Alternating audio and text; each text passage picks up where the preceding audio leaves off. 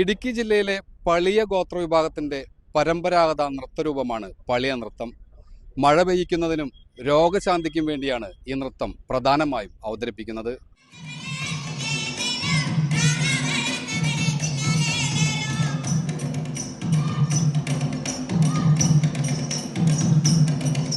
സംസ്ഥാന കലോത്സവത്തിലെ 5ാം നമ്പർ വേദിയായ Vivekodayam higher secondary സ്കൂളിലാണ് പളിയ നൃത്തം അരങ്ങേറിയത്.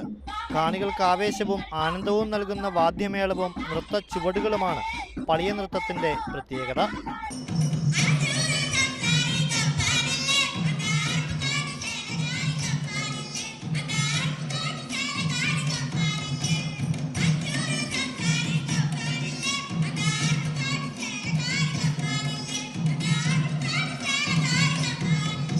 ഇടുക്കി ജില്ലയിലെ കുമളി പ്രദേശത്ത് വസിക്കുന്ന പളിയർ ആദിവാസി ഗോത്രവിഭാഗത്തിന്റെ നൃത്തകലയാണ് പളിയ നൃത്തം.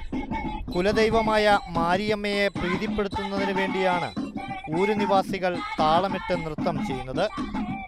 കാടിറങ്ങി നാട്ടിലെ ആഘോഷങ്ങളിലും ഉത്സവങ്ങളിലും സ്ഥാനം പിടിച്ച ഈ ഗോത്രകല കഴിഞ്ഞ വർഷം മുതലാണ് കലോത്സവങ്ങളിൽ സ്ഥാനം പിടിച്ചത്.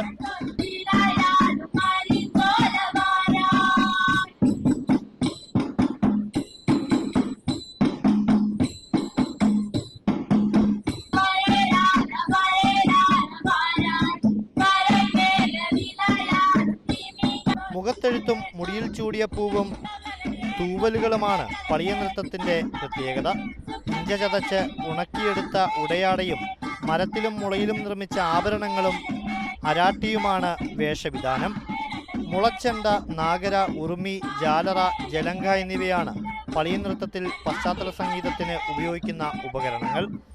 കാസർഗോഡ് BAR ഹയർ സെക്കൻഡറി സ്കൂളിലെ വിദ്യാർത്ഥികളാണ് നമ്മോടൊപ്പം ഉള്ളത്. ഇത് രണ്ടാമത്തെ തവണയാണ് അവർ സംസ്ഥാന കലോത്സവത്തിൽ പങ്കെടുക്കുന്നത്. അവരുടെ വിശേഷങ്ങൾ നമുക്കൊന്ന് ചോദിച്ചറിയാം.